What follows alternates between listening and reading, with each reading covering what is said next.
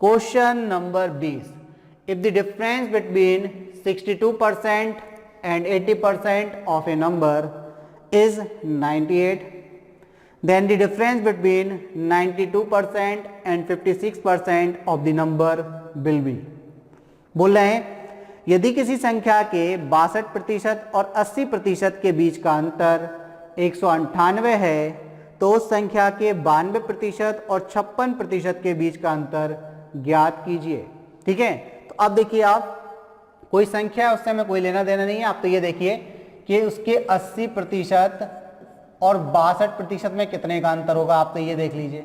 तो आप कहेंगे सर 18% का अंतर होगा, होगा कि नहीं भाई? किसी संख्या के 80% और 62% में कितने का अंतर, तो 80 में से आप 62 माइनस कर दीजिए, 18% का अंतर। और इन्होंने कितना बोला, 198 के बराबर। तो आप कह दीजिए कि उस संख्या का 18% 198 के बराबर है। अब इन्होंने बोला है कि उसी संख्या के 92% और 56% के बीच में क्या अंतर है, तो उस संख्या का 92% और उसी का कितना 56%, इनमें क्या डिफरेंसेस हैं देखिए। 12 में से 6 जाएगा तो आप कहेंगे 6 बचेगा, 6 जाएगा 9 में से तो आप कहेंगे कितना 3 बचेगा, 36% का अंतर है। तो अब आप बताइए कि आपको क्या निकालना है, तो आप कहेंगे सर उस संख्या का 36% निकालना है। इन्होंने यही तो पूछा है, संख्या के 92% और 56% के बीच में क्या अंतर है। संख्या के क्या पूछा आपसे, संख्या के 92% और 56% के बीच में अंतर ज्ञात कीजिए। तो अब आप देखिए, जब संख्या का 18% 198 है तो 36% बनाने के लिए इसमें आप क्या कर दीजिए, 2 से मल्टीप्लाई कर दीजिए। 2 से मल्टीप्लाई कर देंगे 36% बन जाएगा और हमारा आंसर आ जाएगा। उस संख्या के 92% और 56% में कितने का अंतर है, तो आप कहेंगे सर 36% का अंतर है, तो 36% की वैल्यू निकालनी है तो 18 की वैल्यू दी थी, डबल कर दीजिए। 8 दूनी 16 की 6। अगर आप समय बचाना चाहते हैं तो इकाई का अंक देख लीजिए 6 किस में है, तो आप कहेंगे सर ऑप्शन डी में दिया है। बस इसके बाद सॉल्व भी नहीं करना है, लेकिन चलिए पूरा कर लेते हैं। 8 दूनी 16 की 6, हासिल में 1, 9 दूनी 18, 19 की 9, हासिल में 1, 2 एकम 2 और 3, 396। यही आपका बेटा क्या है, आंसर है। केवल इकाई के अंक से सॉल्व करके आप आगे बढ़ जाइए। ठीक है, चलिए क्वेश्चन नंबर 21 देखते हैं। Question number 21, 2 racers run at the speed of 100 meter per minute and 120 meter per minute. If the second racer takes 10 minutes less than the first to complete the run, how long is the race? दो धावक क्रमशः 100 metre प्रति minute और 120 metre प्रति minute की गति से दौड़ते हैं। अगर दूसरा धावक दौड़ पूरी करने में पहले धावक से 10 मिनट कम समय लेता है तो दौड़ कितनी लंबी है। तो पहली चीज़ ये समझ लीजिए कि यहाँ पर समान दूरी वाला कॉन्सेप्ट लग रहा है, क्योंकि दो व्यक्ति हैं, एक 100 मीटर प्रति मिनट की गति से दौड़ता है, दूसरा 120 मीटर प्रति मिनट की गति से दौड़ता है। दूसरे वाले को पहले वाले की तुलना में 10 मिनट कम समय लगता है। इसका मतलब ये है कि भाई 10 मिनट कम का समय लग रहा है, तो ये समान दूरी जा रहे हैं। समान दूरी जाने में दूसरे वाले की चाल ज़्यादा है, इसलिए उसको 10 मिनट का कम समय लग रहा है। तो यदि हम बोलें कि पहले धावक की स्पीड कितनी है, तो आप कहेंगे सर 100 मीटर पर मिनट, और दूसरे धावक की कितनी है, तो आप कहेंगे सर 120 मीटर पर मिनट। ये मीटर पर मिनट में दिया है, इसको जरूर ध्यान रखना, क्योंकि एक भी आपने गलती कर दी तो आपका आंसर नहीं आएगा। ठीक है, तो अगर हम इनकी स्पीड का रेशियो बनाते हैं, अगर इनकी स्पीड का रेशियो बनाते हैं फर्स्ट धावक की सेकंड धावक से स्पीड का रेशियो बनाते हैं, तो आप कहेंगे सर 100 का रेशियो 120 से बनेगा, यानी कि ये कटेगा 20 से 5 बार और 20 से 6 बार, 5:6 का अनुपात आएगा। अब आपको पता है कि समान दूरी तय करने में स्पीड के रेशियो का प्रतिलोम यानी कि रेसिप्रोकल टाइम का रेशियो होता है। तो पहले धावक टाइम कितना लेगा 6 और दूसरा कितना लेगा 5, तो इनके समय में कितने यूनिट का अंतर, तो आप कहेंगे सर 1 यूनिट की वैल्यू किसके बराबर, तो आप कहेंगे सर 10 मिनट के बराबर, क्योंकि पहला वाला दूसरे से 10 मिनट ज़्यादा समय लेता है। ठीक है, क्या हम ऐसा कह सकते हैं पहले धावक से 10 मिनट कम समय ले रहा, तो मतलब पहले दूसरा वाला कम लेता है। तो यहाँ पर 1 यूनिट की वैल्यू 10 मिनट के बराबर। तो किसी भी एक धावक का समय निकाल लीजिए, तो हम पहले धावक का समय निकाल लेते हैं। पहले धावक कितना यूनिट का समय लेता है, 6 यूनिट, तो 6 यूनिट की वैल्यू, तो आप कहेंगे सर 60 मिनट किसके बराबर, 60 मिनट के बराबर। यानी कि वो पूरी रेस को 60 मिनट में तय करता है, पहला वाला धावक। अब पहले वाले धावक की स्पीड कितनी है, तो आपके पास स्पीड दी है धावक की, पहले वाले की जो स्पीड दी है वो दी है 100 मीटर पर मिनट में स्पीड दी है, और वो 60 मिनट का समय लेता है। तो बहुत अच्छी बात है, ये मिनट में आ गया। तो दूरी कितनी तय की होगी उसने, तो आप कहेंगे सर दूरी तय की होगी, जो दूरी आएगी वो मीटर में आएगी। दूरी क्या होती है, चाल उसकी 100 है, और समय उसको 60 मिनट लगता है, यानी कि 6000 मीटर। कितनी दूरी तय की उसने, 6000 मीटर की। अब यहाँ पर 6000 मीटर दिया है क्या, यहाँ तो किलोमीटर में है, तो किलोमीटर में बदलने के लिए भाई आप जानते हैं कि 1000 से भाग लगा दीजिए, सिंपल चीज़ है। तो यानी कि 6 किलोमीटर टोटल दूरी है। तो किस ऑप्शन पर टिक कर देंगे, ऑप्शन बी पर आप टिक कर आगे बढ़ जाएंगे। ठीक है, सिंपल था। आगे बढ़ते हैं क्वेश्चन नंबर 22 की तरफ। क्वेश्चन नंबर 22 आपसे कह रहा है बेटा, a person marked his goods at a price that would give him 40% profit, but he declare is sell and allow 20% discount on the marked price. What is the profit percent of the person in the whole transaction? Question आपसे कह रहा है कि एक व्यक्ति ने अपनी किसी वस्तु पर इस प्रकार मूल्य अंकित किया कि जिससे उसे 40% का लाभ हो, लेकिन उसने सेल की घोषणा की और उस वस्तु के अंकित मूल्य पर 20% की छूट दी, तो पूरे लेन देन में उसका लाभ प्रतिशत क्या होगा, ये आपको बताना है। मतलब अगर कोई चीज़ हम लेकर आते हैं, हम दुकानदार हैं और हमने कोई चीज़ को बेटा ली और लेने के बाद हमने उस पर इतना अंकित कर दिया कि हमें 40% प्रॉफिट हो, तो मान के चलिए कि हमने 100 रुपये की वस्तु ली और उस पर टैग लगा दिए 40% अधिक का, मतलब 140 का। तो अगर 100 वाली चीज़ को हम 140 में बेचेंगे तो हमें क्या होगा, 40% का लाभ होगा कि नहीं। पहली चीज़ तो ये क्लियर। अब लेकिन हमने सोचा कि यार धीमे धीमे करके चीज़ें बिक रही हैं, तो क्या करें, सेल लगा दें। तो हमने एक सेल लगा दी और उसमें लिख दिया कि 20% का हम डिस्काउंट देते हैं। तो डिस्काउंट किस पर दिया जाता है, तो आप कहीं सर डिस्काउंट दिया जाता है मार्क प्राइस पर, यानी कि जो MRP है, जो आपका मैक्सिमम रिटेल प्राइस होता है, उस पर डिस्काउंट दिया जाता है। तो अभी 140 वाली चीज़ को आप 20% के डिस्काउंट पर, यानी कि 80% में बेचेंगे। 140 का 80% में बेचेंगे, तो 140 का 80% निकाल लीजिए, आप देख लीजिए कि भाई कितना निकलेगा। तो आप कहेंगे सर 14 8 112, यानी कि 100 वाली चीज़ को आप 112 में बेच रहे हैं, तो 12% का लाभ फिर भी हो रहा है। तो आपका आंसर मौखिक रूप से 12 आ जाएगा। चलिए अब समझ लेते हैं।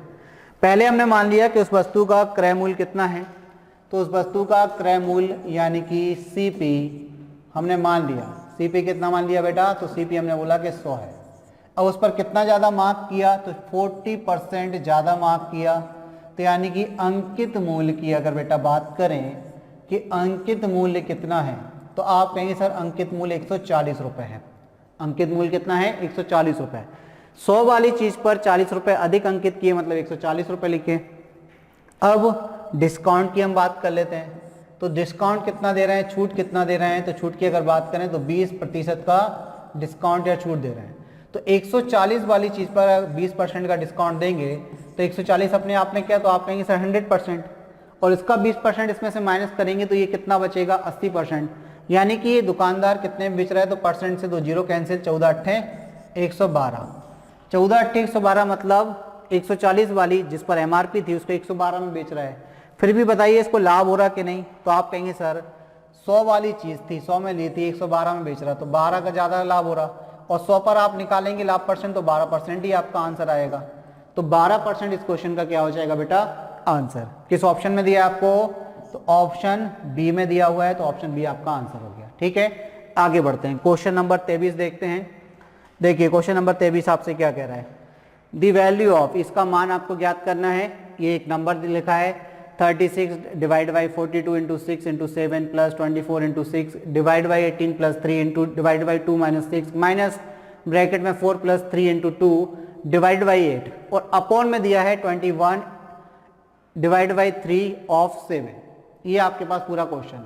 ठीक है, चलिए अब देखिए क्या करेंगे। सबसे पहले जहां आपके पास ब्रैकेट है, जहां आपके पास डिवाइड का साइन है, पहले उसको सॉल्व करेंगे। ठीक है, और जहां ऑफ लगा है वो सॉल्व होगा, क्योंकि बॉर्ड मास में सबसे पहले ब्रैकेट, फिर ऑफ, फिर उसके बाद क्या, डिवीजन, फिर मल्टीप्लिकेशन, फिर एडिशन और फिर सब्ट्रैक्शन किया जाता है। तो उसी रूल को फॉलो करते इस क्वेश्चन को सॉल्व करेंगे। तो देखिए यहाँ पर लिखा है 36 डिवाइड बाई, अब इन दोनों का आप मल्टीप्लाई कर दीजिए, तो आप मल्टीप्लाई करेंगे तो भाई ये क्या बनेगा 42 इंटू 6 करना पड़ेगा। तो चलिए मल्टीप्लाई कर दिए, 6 दूनी 12 की 2 हासिल में 1। देखिए मल्टीप्लाई करने से अच्छा इसको ऐसे ही लिखा रहने दीजिए, अननेसेसरी आपका समय खराब होगा। तो समय कैसे बचाएं, तो आप इसको 42 इंटू 6 ही लिखा रहने दीजिए। अभी तो पूरा बटे में जाएगा ना, ये भी बटे में, तो इस पूरे को बटे में लिख दीजिए इसके, ठीक है। आप किस तरीके से लिखिए, इसका फॉर्मेट चेंज कर दीजिए, क्योंकि ये ब्रैकेट में और डिवाइड कर रहा है, तो इस पूरे को आप किस फॉर्मेट में लिख दीजिए, आप इसको ऐसे लिख दीजिए 42 इंटू 6 और इंटू में कितना 7 प्लस आपका ये दिया है 24 इंटू 6। अच्छा ये भी अपॉन में कर दीजिए आप, तो अपॉन में इसके क्या हो जाएगा 18 हो जाएगा प्लस 3 और ये इसके अपॉन में भी क्या 2 माइनस 6 माइनस ये आपका कितना हो जाएगा, तो आप कहेंगे 3 दूनी 6, 6 और 4 कितना हो जाएगा तो 10, तो ये आपका 10 हो गया सॉल्व होने पर। डिवाइड कितना है 8 है, ठीक है। इसके बाद देखिए नीचे वाले स्टेप को, आप नीचे आपको क्या दिया है, तो आप कहेंगे सर 21 डिवाइड बाई, ये ऑफ हटाएंगे तो मल्टीप्लाई, तो 7 दिया कितना हो जाएगा 21, तो फाइनली यहाँ तो आपको 1 ही मिलेगा, तो नीचे वाले टर्म को आप लिखने की आपको जरूरत नहीं है। अब आप देखिए यहाँ पर 6 से काटेंगे 6 6 36, 6 से काटेंगे 6 7 42, 7 से काटेंगे 1, तो पूरा फाइनली 1 बचा यहाँ पर। 6 से काटेंगे 6 3 18, 3 से काटेंगे 8 3 8 24, 6 3 18 3 8 24, तो 1 यहाँ पर बचा, 8 यहाँ पर बचा। अब ये 2 माइनस होगा किस में से 6 में से, 2 माइनस होगा ना 6 में से, ये माइनस का दिया था, ठीक है। तो ये 2 माइनस होगा 6 में से, तो माइनस कर दीजिए बेटा, तो आपका कितना बचेगा माइनस का 4, तो ये माइनस का 4 बचा, तो माइनस का हो जाएगा ये 3/4 और यहाँ पर कितना, तो 2 से 5 बार, 2 से 4 बार, तो माइनस का कितना बचा 5/4 ही बचा। अब बस इतना टर्म हमारे पास बचा, ये आपका 9 हो जाएगा, तो ये आपका 9 माइनस 3/4 माइनस का 5/4। अब आप एलसीएम ले लीजिए इसके अपॉन में 1 मान के, तो एलसीएम लेंगे तो एलसीएम कितना आ जाएगा, तो आप कहेंगे सर 4, तो ये 9 चौक कितना हो जाएगा 36 माइनस कितना 3 माइनस कितना 5, ठीक है। अब 36 में से 8 जाएगा, 36 में से 8 जाएगा कितना बचेगा, तो आप कहेंगे सर 28, कितना बचा 28 डिवाइड बाई क्या है 4, 4 7 28, तो 7 आपका आंसर आएगा। 7 किस ऑप्शन में दिया है, तो ऑप्शन डी में दिया है, तो ऑप्शन डी क्या हो जाएगा आपका आंसर। सिंप्लीफिकेशन का क्वेश्चन है, बोर्ड मार्क्स का रूल लगना है, इसके अलावा आप कुछ भी नहीं कर सकते इसमें, तो डायरेक्ट आपको ऐसे ही करना है, ठीक है। चलिए अब बस अपनी कैलकुलेशन पे फोकस करना है कि आपका कहीं एक स्टेप गलत ना हो। क्वेश्चन नंबर 24 देखिए, क्वेश्चन नंबर 24 देखिए, क्वेश्चन नंबर 24 आपसे क्या कह रहा है, in the given figure AP bisect angle BAC if AB is equal to 4 cm, AC is equal to 6 cm and BP is equal to 3 cm, then the length of CP is। Question आपसे कह रहा है कि दी गई आकृति में AP कोण BAC का समद्विभाजित करता है यदि AP बराबर 4 सेंटीमीटर, AP आपका कितना दिया है 4 सेंटीमीटर, AB आपको 4 सेंटीमीटर, AC बराबर 6 सेंटीमीटर और BP ये वाला आपको दिया है कितना 3 सेंटीमीटर, तो PC यानी कि CP ये आपको ज्ञात करना है कि ये भाई कितना है, ठीक है। तो क्या कॉन्सेप्ट लगेगा इसमें लगेगा अंतः कोण समद्विभाजक प्रमेय का कॉन्सेप्ट, यानी कि इंटीरियर एंगल बाइसेक्टर थ्योरम। क्या होती है इंटीरियर एंगल बाइसेक्टर थ्योरम या अंतः कोण समद्विभाजक प्रमेय? ये प्रमेय ये कहती है कि भैया अगर आपके पास एक त्रिभुज है, उस त्रिभुज के किसी एक कोण का समद्विभाजक जो तीसरी भुजा होती है, उस तीसरी भुजा को शेष 2 भुजाओं के अनुपात में बांटता है। मतलब अगर आपने एक त्रिभुज बनाया, उस त्रिभुज में किसी भी एक कोण का समद्विभाजक बनाया और वो समद्विभाजक को जब आप तीसरे भुजा पर मिलाओगे जाकर, तो तीसरी भुजा किस अनुपात में बटेगी, शेष 2 भुजाओं के अनुपात में बटेगी। कहने का मतलब यह है कि अंतः कोण समद्विभाजक प्रमेय से, यानी कि इंटीरियर एंगल बाइसेक्टर थ्योरम से, क्या बोलते हैं इसको, इंटीरियर एंगल, इंटीरियर ई नहीं आता बेटा, आई आता है, थोड़ी सी मैथ वाले लोगों का दिक्कत आ जाती है, तो ये इंटीरियर क्या होती है, इंटीरियर एंगल बाइसेक्टर थ्योरम, ठीक है। ये इंटीरियर एंगल बाइसेक्टर थ्योरम है, यानी कि इसको हम क्या कहते हैं, इसको हम कहते हैं अंतः कोण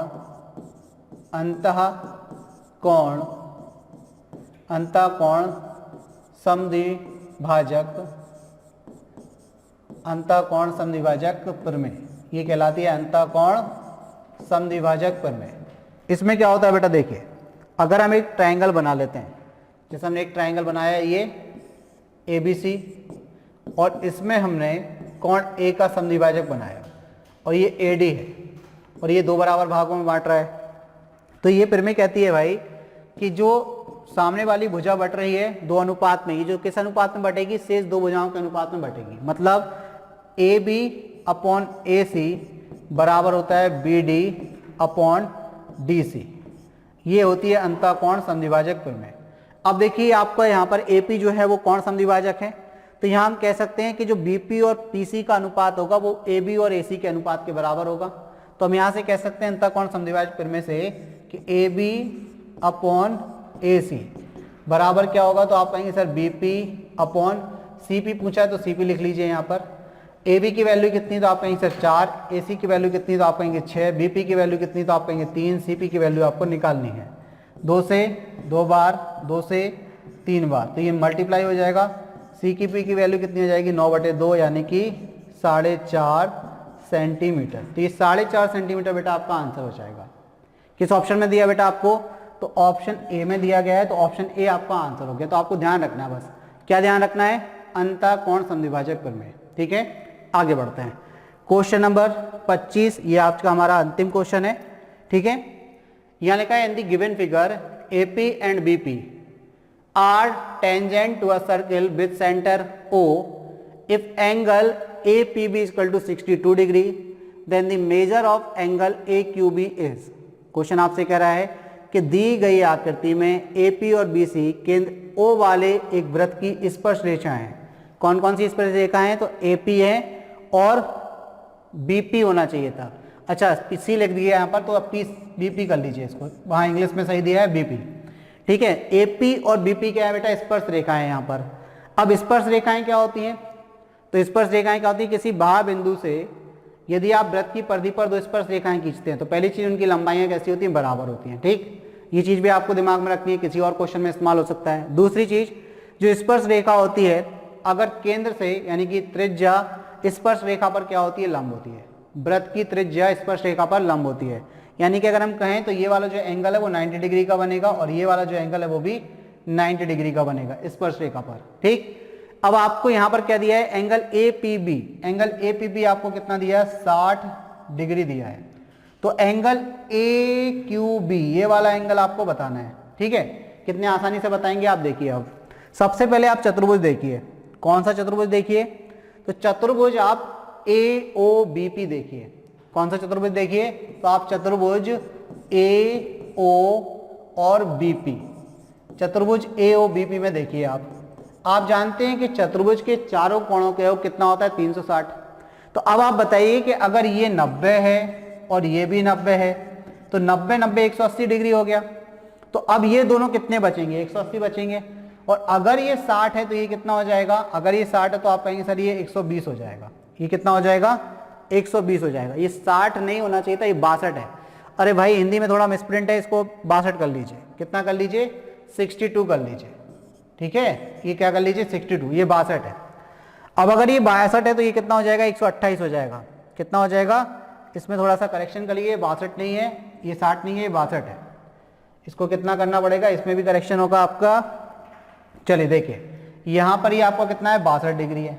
अब आपको पता है कि चतुर्भुज AOBP में, किसी भी चतुर्भुज में बात करेंगे तो अब हम बात करें चतुर्भुज AOBP में, चतुर्भुज के चारों कोणों का योग 360 होता है। अब उसमें से एक कोण 90, एक कोण 90, 180 हो गया। तो बचे हुए 2 कोणों का योग कितना होगा, तो आप कहेंगे सर ये भी 180 होगा।